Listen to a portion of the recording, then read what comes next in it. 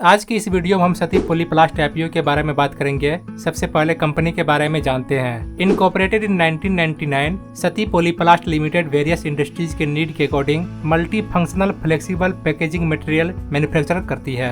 Company के पास 2 manufacturing unit है। पहला गौतम बुद्ध नगर नोएडा में स्थित है। इसका production capacity 540 ton per month का है। और दूसरा मैन्युफैक्चरिंग यूनिट उद्योग केंद्र नोएडा में स्थित है, जिसका installed capacity 540 ton per month का है। कंपनी अपने पैकेजिंग मटेरियल का सप्लाई भारत के विभिन्न राज्यों और यूनियन टेरिटरी में करती है, जैसे कि असम, बिहार, छत्तीसगढ़, दादर व नगर हवेली, दमन व द्वीप, दिल्ली इत्यादि। कंपनी के क्लाइंट्स पीडीलाइट, अडानी विल्मार और जेबीएल हैं। एज ऑफ 31 मार्च 2024 कंपनी के पास टोटल 135 ऑनरोल एम्प्लॉय है। अब आईपीओ के बारे में जानते हैं। सती पॉलीप्लास्ट आईपीओ एक एसएमई आईपीओ है, जिसमें कंपनी 17 करोड़ 36 लाख रुपए मार्केट से रेज करेगी। यह एक छोटा सा एसएमई आईपीओ है। इसमें हाई सब्सक्रिप्शन देखने को मिल सकता है। यह आईपीओ कम्प्लीटली फ्रेश इशू है, मतलब रेज किया गया सभी फंड कंपनी में ही इन्वेस्ट होगा। यह आईपीओ एक बुक बिल्ट इशू आईपीओ है, जिसमें शेयर्स का फेस वैल्यू 10 रुपए पर शेयर और शेयर्स का प्राइस बैंड 123 से 130 रुपए पर शेयर है। 1000 शेयर का एक लॉट बन रहा है।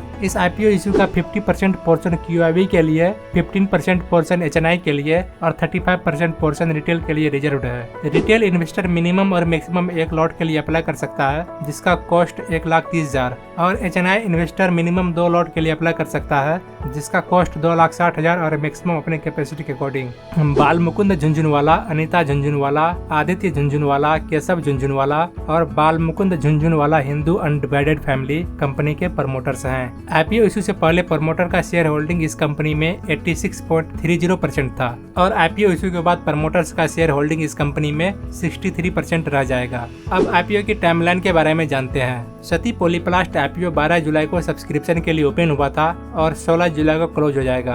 बेसिस ऑफ अलॉटमेंट 18 जुलाई को डिसाइड होगा। 19 जुलाई को इनिशिएशन ऑफ रिफंड शुरू होगा और 19 जुलाई को ही शेयर्स डिमार्ट अकाउंट में क्रेडिट कर दिया जाएगा और फाइनली 22 जुलाई को शेयर्स एनएसई एसएमई पर लिस्ट हो जाएगा।